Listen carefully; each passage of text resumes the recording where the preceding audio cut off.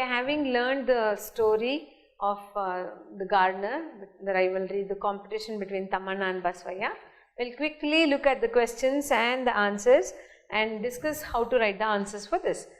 Probably these small number of questions on the board, probably you'll be very happy saying that, oh, only these. No, I never said only these. I said these are a few. Any question that could be asked, you will have to write the same thing. So these are main ones, the important ones. The first one could be possibly how to describe the old man. So I have described the old man for you, saying that he was a very tall, strong man, old man, strong muscles, native intelligence, some kind of unique and special manners and mannerisms. He seemed to be he seemed to be a learned person because he had a newspaper tucked under his arm, and he had kind of special knowledge and special appearances on his face. You can describe the old man. You can also talk about the same old man, one who becomes the gardener, and how he improves the garden, how he improves the field and the profit of the owner. So all those points about the old man that you have read, that will make up the answer for this question, description of the old man. Second question is change in the owner's lifestyle, life and lifestyle both. How did it change?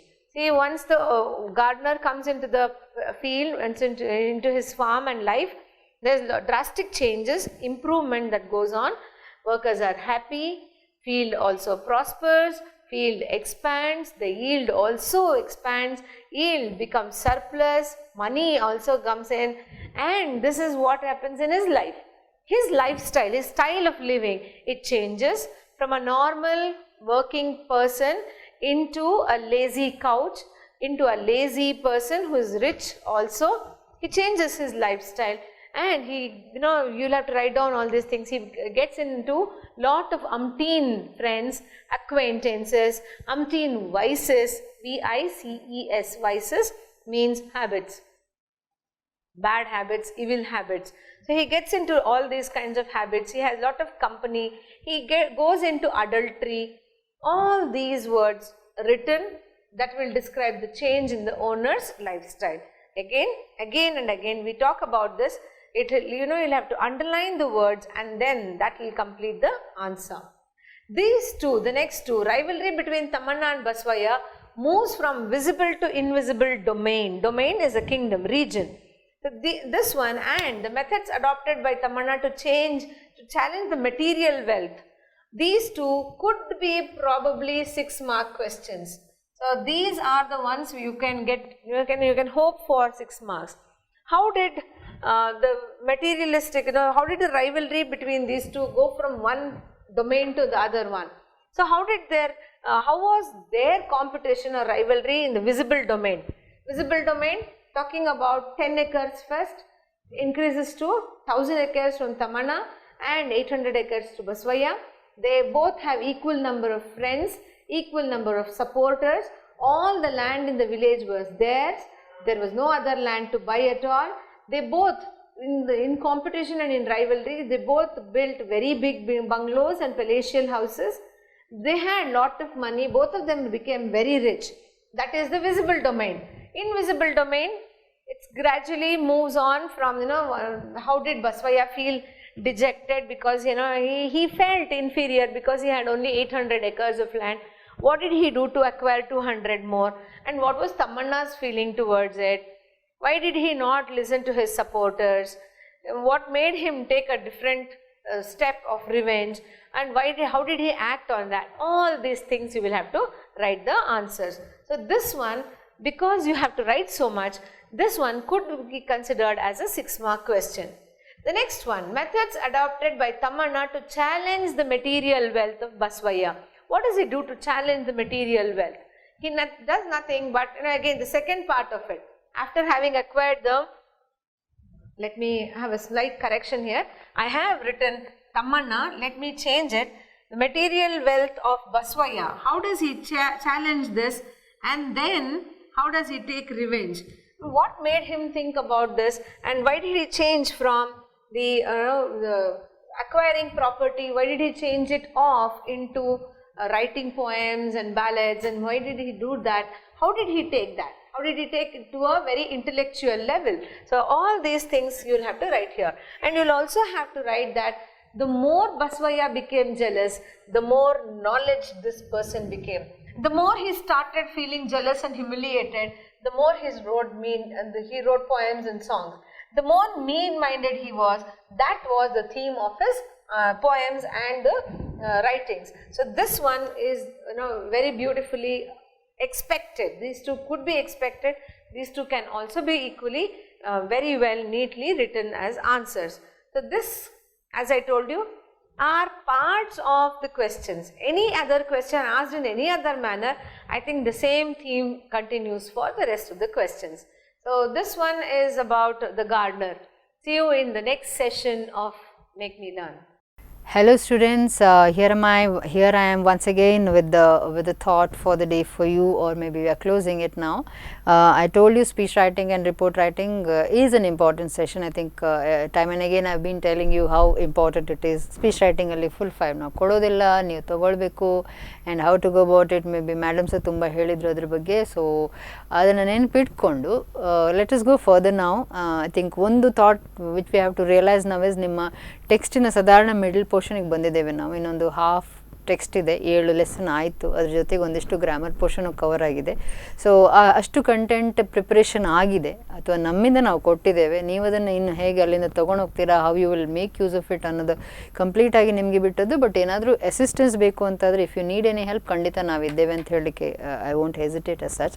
So ಸ್ವಲ್ಪ ಇಷ್ಟವರೆಗೆ ಆದ ಲೆಸನ್ಸನ್ನು ನಾನು recap ತೊಗೊಂಡ್ರೆ, Romeo and Juliet ಬಗ್ಗೆ ಹೇಳಿದ್ದೆ. Most probably Romeo and Juliet next ಎಕ್ಸಾಮಿಗೆ, ಅಂದರೆ ನಿಮ್ಮ ಬರುವ ಎಕ್ಸಾಮಿನೇಷನ್ಗೆ ಖಂಡಿತ ಬರೋ ಕ್ವಶನ್. ಅದನ್ನು 4 ಮಾರ್ಕಲ್ಲಿ ಬರಲಿ ಅಂತ ಐ ಬ್ಲೆಸ್ ಯು, ಬಟ್ ಅದು 6 ಮಾರ್ಕಿಗೂ ಬರೋ ಚಾನ್ಸ್ ಇದೆ. 4 ಮಾರ್ಕಿಗೆ ಬಂದರೆ ಅದು ಒಂದೇ ರೋಮಿಯೋಂದು ಕ್ವಶನ್ ಅಥವಾ ಜೂಲಿಯೆಟ್ ಕ್ವಶನ್ ಆಗಿರುತ್ತೆ. ಇಲ್ಲಿ ಹೇಳಿದರು ಮ್ಯಾಮ್ ಆಲ್ರೆಡಿ. ಸೊ ಒಂದು ಸ್ವಲ್ಪ ನೆನ್ಪು ಮಾಡ್ಕೊಳ್ಳಿಕ್ಕೆ, ರೋಮಿಯೋದ ಕ್ವಶನ್ ಬಂದರೆ ಅವನ ಡೈಲಾಗ್ಸನ್ನು ಒಂದು 3 ಡೈಲಾಗನ್ನಾದರೂ ಕೋಟ್ ಮಾಡಿ ಕಂಪ್ಲೀಟ್ ಮಾಡಿ ಆನ್ಸರನ್ನು, ನಿಮ್ಮ ಆನ್ಸರ್ ಆ ಕೊಟೇಶನ್ ಏನು ಮಾಡ್ತೀರಾ ಅದನ್ನೇ ನೀವು ಎಂತ ಹೇಳ್ತಾರೆ ರೀಕ್ಯಾಪ್ ಮಾಡಿ ಅದರ ಮೀನಿಂಗನ್ನು ಬರೆದ್ರೂ ಸಹ 3/4 ಆಫ್ ಅ ಪೇಜಿಗೆ ಆನ್ಸರ್ ಸ್ಟ್ರೆಚ್ ಆಗುತ್ತೆ. ಸೊ ಅದು ಒಂದು ಥಾಟ್ ಆ್ಯಕ್ಚುಲಿ. ಅದೇ 6 ಮಾರ್ಕಿಗೆ ಬಂದರೆ ಏನು ಮಾಡ್ತೀರಾ? 6 ಮಾರ್ಕಿಗೆ ಬಂದರೆ you have to attempt both of them. ಯಾವುದು ರೋಮಿಯೋ ಆ್ಯಂಡ್ ಜೂಲಿಯೆಟ್, ರೋಮಿಯೋ ಹೇಳಿದ್ದು, ಜೂಲಿಯೆಟ್ ಹೇಳಿದ್ದು, ಎರಡನ್ನ ಕನೆಕ್ಟ್ ಮಾಡಿಕೊಂಡು ಒಂದು 6 ಮಾರ್ಕ್ ಕ್ವಶನ್ ಕ್ರಿಯೇಟ್ ಆಗುತ್ತೆ. I would suggest you prepare ಮಾಡಿ, ಅದಕ್ಕೆ ಅಟೆಂಪ್ಟ್ ಮಾಡಿ. ಯಾಕಂದರೆ quality answers when we look at good paper ಅಂತ ಹೇಳಿದರೆ, this is one answer we expect out of you. And we have students, children, what I am telling is out of experience. ತುಂಬ ಚೆಂದ ಮಾಡಿ ಬರೀತಾರೆ, ತುಂಬ simple ಲ್ಯಾಂಗ್ವೇಜಲ್ಲಿ ಬರೀತಾರೆ, ತುಂಬ ಚೆಂದ ಬರೀತಾರೆ. ಫುಲ್ 6 ಬರೀಲಿ ಖುಷಿ ಆಗುತ್ತೆ ನಮಗೆ. ಕೊಡಲಿಲ್ಲ, 5.5 ಕೊಟ್ಟಿದ್ದೆ ನಾನು. But then it is very much possible that they can get ಅಥವಾ you can get marks out they. So Romeo and ಜೂಲಿಯೆಟನ್ನು ಪ್ರಿಪೇರ್ ಮಾಡಲಿಕ್ಕೆ ಮರಿಬಾರ್ದು. ಮತ್ತು ಜಾಬ್ ಅಪ್ಲಿಕೇಶನ್ ಹೇಳಿದೆ ನಾನು. ಜಾಬ್ ಅಪ್ಲಿಕೇಶನ್ನ 5 ಮಾರ್ಕ್ಸಿಗೆ ಥಾಟ್ಸನ್ನು ತೊಗೊಂಡು ಬಂದು ಕಂಪ್ಲೀಟ್ ಮಾಡಿ ಪ್ರಿಪೇರ್ ಮಾಡಲಿಕ್ಕೆ ನೋಡಿ. ಈಗ ಆ ಥಾಟನ್ನು ಪುನಃ ತೊಗೊಂಬಂದರೆ, ನಾನು ಜಾಬ್ ಅಪ್ಲಿಕೇಶನ್ ಲಾಸ್ಟ್ ಟೈಮ್ ಹೇಳಿದ್ದೆ, ನೀವು ನಿಮ್ಮ ಜಾಬ್ಸನ್ನು ಅಪ್ಲೈ ಮಾಡಲಿಕ್ಕೆ ಹೋಗುವಾಗ ಯಾವ ಮೈಂಡ್ ಸೆಟ್ಟಲ್ಲಿ ಹೋಗಬೇಕು. PUC ನಂತರ ಬೇಡ, BCom ನಂತರನೇ ಹೋಗಿ, ಅಥವಾ ಯಾವುದಾದ್ರೂ ಬ್ಯಾಚುಲರ್ ಡಿಗ್ರಿ ನಂತರನೇ BSc BCom ಅಥವಾ ಇಂಜಿನಿಯರಿಂಗ್ ಇನ್ನೊಂದು ಡಿಗ್ರಿ ಮಾಡಿ ಮತ್ತೆ ಮುಂದುವರಿರಿ ಜಾಬಿಗೆ ಅಂತ ಹೇಳ್ತಾ ಇದ್ದೆ. ಅದರ ಕಂಟಿನ್ಯೂಷನ್ ಥಾಟನ್ನು ಇಲ್ಲಿ ಕೊಟ್ಟರೆ ನಾನು, see to it that you are using the format which is at present at that time applicable ಅಂತ. ಅದನ್ನು ಸ್ವಲ್ಪ ಹುಡ್ಕೊಂಡು ನೋಡಿ. ಮೋಸ್ಟ್ಲಿ ಈಗ ತುಂಬ ವೆರೈಟಿ ಆಫ್ ಜಾಬ್ ಅಪ್ಲಿಕೇಶನ್ ಪ್ಯಾಟರ್ನ್ಗಳು ಬರ್ತಾ ಇದ್ದಾವೆ. ನಿಮಗೆ ರಿಲೆವೆಂಟ್ ಯಾವುದು ಇದನ್ನು ತಗೊಳ್ಳೋದು. ಮತ್ತೊಂದು ದೊಡ್ಡ ಇಶ್ಯೂ ನಮ್ಮ ಹತ್ರ ಅಂತ ಹೇಳಿದ್ರೆ ಒಂದಲ್ಲ 2-3 ಇದೆ. ಒಂದು, ಅಲ್ಲಿಂದ ಸೀದಾ ಕಾಪಿ ಪೇಸ್ಟ್ ಮಾಡ್ಕೊಳ್ಳೋದು, ಅಲ್ಲಿದ್ದು ತೆಗೆದು ಇಲ್ಲಿಗೆ ಹಾಕೋದು, ಚಂದ ಸೂಪರ್ ಕಾಣ್ತಾ ಇದೆ ಫಾರ್ಮ್ಯಾಟ್ ಅಂತ ಹಾಗೆ ಕೊಡೋದು. ಅಲ್ಲಿ ಹೋಗಿ ಇಂಟರ್ವ್ಯೂ ಕೂತ್ಕೊಂಡಾಗ what is your career objective ಅಂದರೆ ಮೀನಿಂಗೂ ಗೊತ್ತಿಲ್ಲ ಅದ್ರದ್ದು, ಏನು ವಾಕ್ಯ ಬರೆದಿದ್ದೀರಿ ಅದರ ಸೆಂಟೆನ್ಸ್ ಇದು meaning also you don't know. So ಆ ಸ್ಥಿತಿಗೆ ಬರಬಾರ್ದು. You should be able to bring the thought in, and you should be able to tell what is why and when. Job application ಬಗ್ಗೆ ಮೋಸ್ಟ್ಲಿ ಒಂದು ಸೆಷನ್ನೇ ಮಾಡ್ಬೋದೇನೋ. ಯಾಕಂದರೆ ಆ job application ನೀವು ಹೇಗೆ ಕ್ರಿಯೇಟ್ ಮಾಡ್ತಿರಲ್ಲ, ಸಾಧಾರಣ ನಿಮ್ಮ ರೈಟಿಂಗಲ್ಲಿ ಅಂದರೆ ನೀವು ಯಾವ ಕಂಟೆಂಟನ್ನು ಅವರಿಗೆ ತೋರಿಸ್ತಾ ಇದ್ದೀರಿ, ನಿಮ್ಮ ಎಕ್ಸ್ಪೀರಿಯನ್ಸು, ನಿಮ್ಮ ಕ್ಲಾಸ್ ಪರ್ಫಾರ್ಮೆನ್ಸ್ಗಳು, ಕಾಲೇಜ್ನ ಪರ್ಫಾರ್ಮೆನ್ಸ್ಗಳು, ಯು ಕ್ಯಾನ್ ಆ್ಯಕ್ಚುಲಿ ಅಂದರೆ ಕ್ವೆಶನ್ಸ್ ಹೇಗೆ ಕ್ರಿಯೇಟ್ ಆಗಿ ಬರುತ್ತೆ ಅಂತ ಹೇಳಿದ್ರೆ ಎದುರು ಯಾವ ಪ್ರಶ್ನೆ ಕೇಳ್ತಾನೆ ಅನ್ನೋದು ನಿಮ್ಮ ಕಾನ್ಫಿಡೆನ್ಸ್ ಲೆವೆಲಲ್ಲಿರುತ್ತೆ, ನಿಮ್ಗೆ ಅರ್ಥ ಆಗಿರುತ್ತೆ this is what they gonna ask ಅಂತ. ಸೊ ಅದಕ್ಕೆ ಪ್ರಿಪೇರ್ ಆಗಿ ಹೋಗುವಂಥ ಒಂದು ಯೋಚನೆ. ಸೊ ಜಾಬ್ ಅಪ್ಲಿಕೇಶನ್ ಬಗ್ಗೆ ನಿಮ್ಮ ಜಾಬಿಗೆ ಅಪ್ಲೈ ಮಾಡುವಾಗ ಒಂದೆರಡು ಸಣ್ಣ ಟಿಪ್. ಒಂದದೇ ಆಗಿನ ಪ್ರೆಸೆಂಟ್ ಸಿನಾರಿಯೋದಲ್ಲಿ ಏನಿದೆ ಅದನ್ನು ದಯವಿಟ್ಟು ತೊಗೊಳ್ಳಿ. ಎರಡನೇದು ಅಲ್ಲಿ ಎಕ್ಸ್ಪೀರಿಯನ್ಸ್ ಅಂತ ಒಂದು ಥಾಟ್ ಬರುತ್ತಲ್ವ ಅಂತ ಹೇಳಿದ್ರೆ ಯೂಶ್ವಲಿ ಎಕ್ಸ್ಪೀರಿಯನ್ಸ್ ಕಾಲಮ್ ಫ್ರೆಶರ್ಸಿಗೆ ಬರೋದಿಲ್ಲ. ಬಟ್ ದೆನ್ ಈಗ ಏನು ಹೇಳಿದೆ ಅಂತೇಳಿ ಕಾಂಪಿಟೇಷನ್ ಎಷ್ಟು ಜೋರಾಗಿದೆ ಅಂತ ಹೇಳಿದ್ರೆ there is very much possibility that online ಕೋರ್ಸ್ಗಳು ಒಂದಿಷ್ಟಿದ್ದಾವೆ. ನಿಮ್ಮ ಏರಿಯಾ ಆಫ್ ಇಂಟ್ರೆಸ್ಟ್ ಮೇಲೆ ಆನ್ಲೈನ್ ಕೋರ್ಸ್ ಮಾಡಿ. ಯಾವ ಜಾಬ್ ತೊಗೊಳ್ತೇನೆ ಗೊತ್ತಿಲ್ಲ, ಜಾಬಲ್ಲಿ ಯಾವ ಥರದ ರಿಕ್ವೈರ್ಮೆಂಟ್ ಇದೆ ಗೊತ್ತಿಲ್ಲ, ಬಟ್ ಸದ್ಯಕ್ಕೆ ಏನು ಗೊತ್ತಿದೆ ಅಂತ ಹೇಳಿದ್ರೆ ನನ್ನ ಇಂಟ್ರೆಸ್ಟ್ ಇದು, ನನ್ನ ಇಂಟ್ರೆಸ್ಟ್ ಮಲ್ಟಿಮೀಡಿಯಾದಲ್ಲಿದೆ, ನನ್ನ ಇಂಟ್ರೆಸ್ಟ್ ಡಿಜಿಟಲ್ ಮಾರ್ಕೆಟಿಂಗಲ್ಲಿದೆ, ನನ್ನ ಇಂಟ್ರೆಸ್ಟ್ ಇನ್ನೊಂದರಲ್ಲಿದೆ, ಅದರ ಮೇಲೆ ಒಂದು ಸರ್ಟಿಫೈಡ್ ಕೋರ್ಸ್. ಆ ಕೋರ್ಸ್ಗಳು ಸಾಧಾರಣ ಈಗ ಪುನಃ ಕೋವಿಡ್ ಆಗೋದ್ರಿಂದ ಒಂದೇ ಕಟ್ ಶಾರ್ಟ್ ರೆಡ್ಯೂಸ್ಡ್ ಫಾರ್ಮಲ್ಲಿ ಅದನ್ನು ನಿಮ್ಗೆ ಕೊಡ್ತಾ ಇದ್ದಾರೆ ಅಥವಾ ನಿಮಗೆ ಫ್ರೀಯಾಗಿ ಕೊಡ್ತಾ ಇದ್ದಾರೆ. Somehow the situation will be set around you. ನಿಮಗೆ ಇಂಟ್ರೆಸ್ಟ್ ಇರುವಂಥ ಕೋರ್ಸ್ಗಳು ಕೋರ್ಸೆರಾದಲ್ಲಿಯಾ ಅಥವಾ ಯುಡೆಮಿಯಲ್ಲಿಯಾ ಹುಡುಕಿ ನೋಡಿ ಸ್ವಲ್ಪ ಸರ್ಚ್ ಮಾಡಿ. ಇದು ಇವತ್ತೇ ನಾಳೆ ಮಾಡಿ ಅಂತಲ್ಲ, ಈ ಎಕ್ಸಾಮ್ ಪ್ರೆಷರಲ್ಲಿ ಮಾಡಬೇಕು ಕೇಳಿದ್ರೆ ಖಂಡಿತ ಬೇಡ. ಬಟ್ ನೆನ್ಪಿಟ್ಕೊಳ್ಳಿ ಈ ಶಬ್ದಗಳನ್ನು, ಈ ಥಾಟ್ಗಳನ್ನು. ಸೊ ದಟ್ ಪ್ರಿಪೇರ್ ಆಗುವಾಗ ನೀವು ಯಾವಾಗಲೂ ನನ್ನ ಬೇಸಿಕ್ ಥಾಟ್ ಏನಂತ ಹೇಳಿದ್ರೆ, ನೀವು ಹೋಗಿ ಅಲ್ಲಿ ಜಾಬ್ ಯಾರಿಗಾದರೂ ಜಾಬ್ ಕೊಡಿ ಅಂತ ಕೇಳುವಾಗ ನಿಮ್ಮ ರೆಸ್ಯೂಮಿಯಲ್ಲಿ ಒಂದು ಎಡ್ಜ್ ಇರಬೇಕು. There has to be something different from others. ಹೀಗಾಗದಿದ್ರೆ ಸಾಧ್ಯನೇ ಇಲ್ಲ, ಅಷ್ಟು ಕಾಂಪಿಟೇಷನ್ ಇದೆ. ಒಂದಿನ I think I should come back to you with those thoughts actually.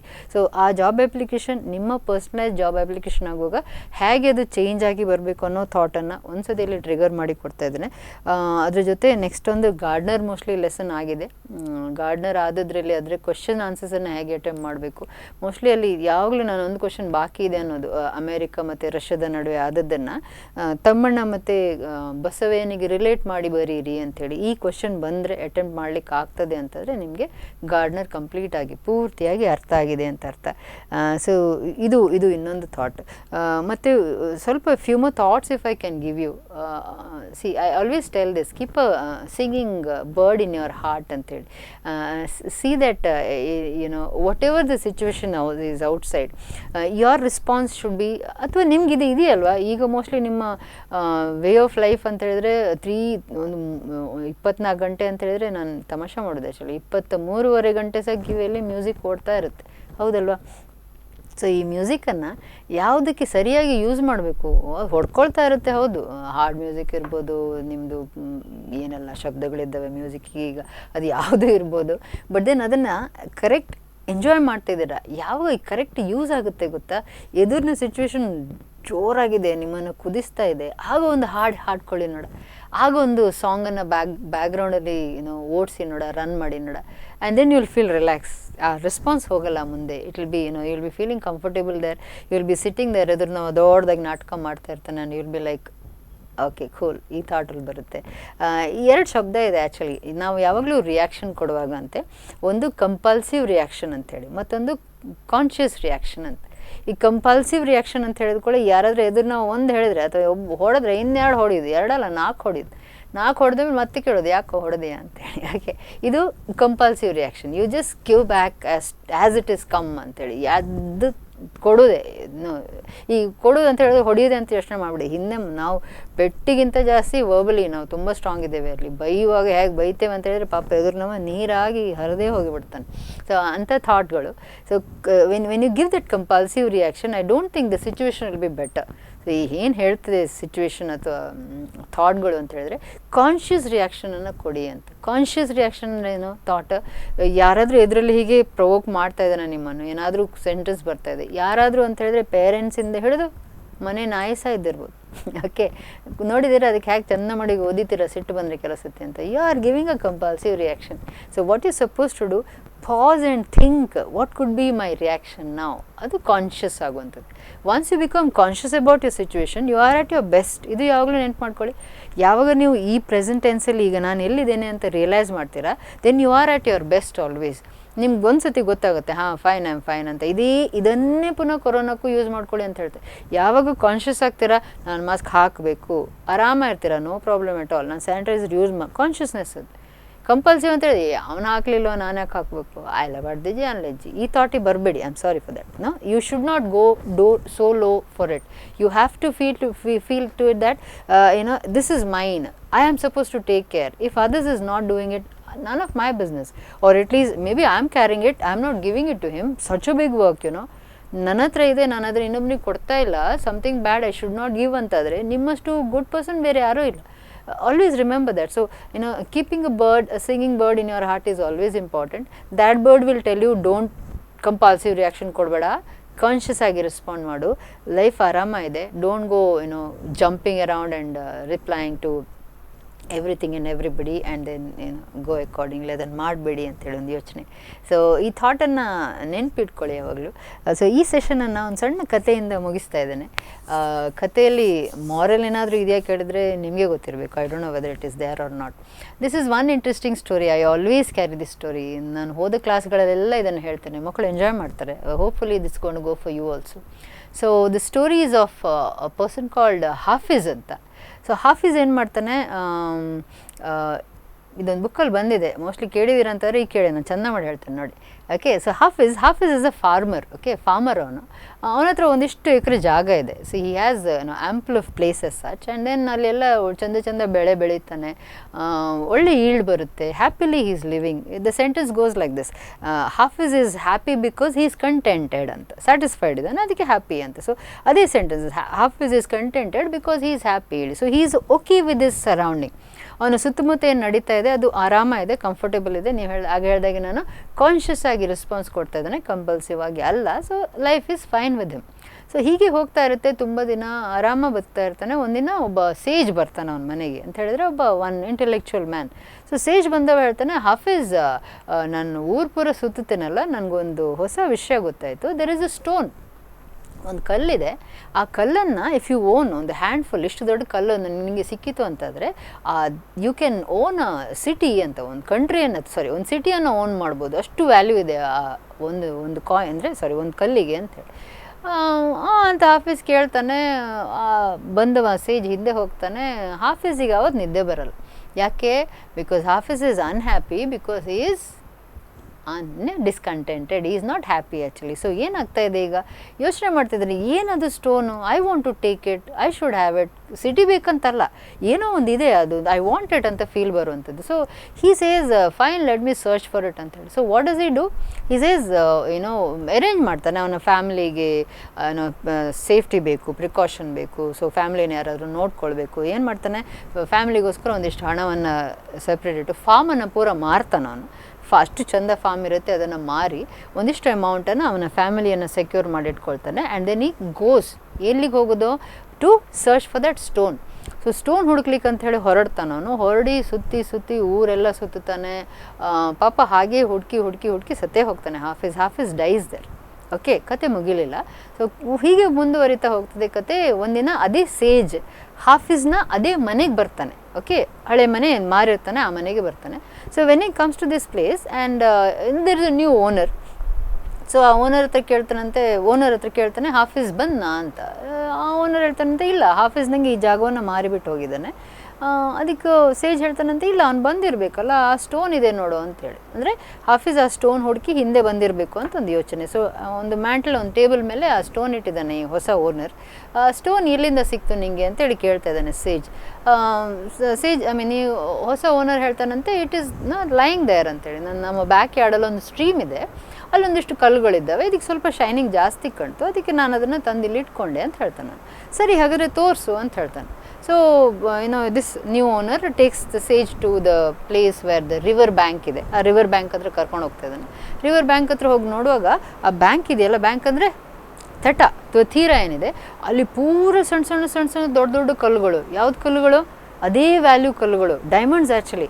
ಆ ಡೈಮಂಡಿಂದು ತುಂಬಿದ ಬ್ಯಾಂಕ್ ಕಾಣ್ತಾ ಇದೆ. ಏನು ಫೀಲ್ ಆಯಿತು? ಅಲ್ಲಿಗೆ ಸ್ಟೋರಿ ಮುಗೀತದೆ. ಆ್ಯಕ್ಚುಲಿ ಹಾಫಿಜ್ ಹಿಂದೆ ಬರಲಿಲ್ಲ. ಇದರ ಅರ್ಥ ಏನು ಅಂತ ಕೇಳಿದರೆ, ಮೊರಲ್ ಆಫ್ ದ ಸ್ಟೋರಿ ಏನು ಅಂತ ಕೇಳಿದರೆ, ಜಿಸ್ಟ್ ಆಫ್ ದ ಸ್ಟೋರಿ ಏನು ಅಂತ ಕೇಳಿದರೆ, ಥೀಮ್ ಆಫ್ ದ ಸ್ಟೋರಿ ಅಂತ ಕೇಳಿದರೆ, ನಿಮ್ಮ ವ್ಯಾಲ್ಯೂಗಳು, ನಿಮ್ಮ ವರ್ತ್ ನಿಮ್ಮೊಳಗಡೆ ಇದೆ. ಹೊರಗಡೆ ಪೂರ ಅದನ್ನು ಸುತ್ತು ಬರ್ಕೊಂಡು ಹೋಗಬೇಡಿ. ಸೊ ಇಂಗ್ಲೀಷ್ನ ಆನ್ಸರ್ಗಳು ಎಲ್ಲ ನಿಮ್ಮ ಒಳಗಡೆನೇ ಇದೆ. ಸ್ವಲ್ಪ ಪ್ರಾಕ್ಟೀಸ್ ತೊಗೊಂಡು ಹೊರಗೆ ಬನ್ನಿ. ಇದು ಸಣ್ಣ ಇಂಗ್ಲೀಷಿಗೆ ಹೇಳ್ತಾ ಇರೋದು. English exam is a very small exam.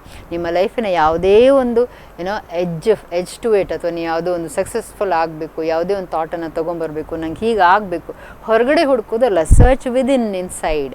B satisfied with what you have. ನಿಮ್ಮ ಹತ್ರ ಏನಿದೆ ಅದು ಆ್ಯಂಪಲ್ ಇದೆ. ಇನ್ನೊಬ್ಬನ ಹತ್ರ ಇರೋದು ನನ್ನ ಹತ್ರ ಇಲ್ಲ ಅಂತ ಕೊರಗೋದಿಲ್ಲ. ನನ್ನ ಹತ್ರ ಏನಿದೆ ಅಂತ ಫಸ್ಟ್ ಹುಡುಕೋದು, ಅದನ್ನು ಇನ್ವೆಸ್ಟ್ ಮಾಡೋದು, ಅದರಿಂದ ಮೇ ಬಿ ಡೈಮಂಡ್ಸನ್ನು, ಗಣಿಗಳನ್ನು ತೆಗೆದು ಹಾಕೋದು, and then become a winner out there. So I close the session for the day. All the best you students. Please prepare seriously and see to it that you are doing the best efforts possible to complete this English exam. ಅದ್ರ ಜೊತೆಗೆ life successful ಆಗಲಿ ಅಂತಲೂ ಅಂತ wish ಮಾಡ್ತೀನಿ ನಾನು. Thank you very much.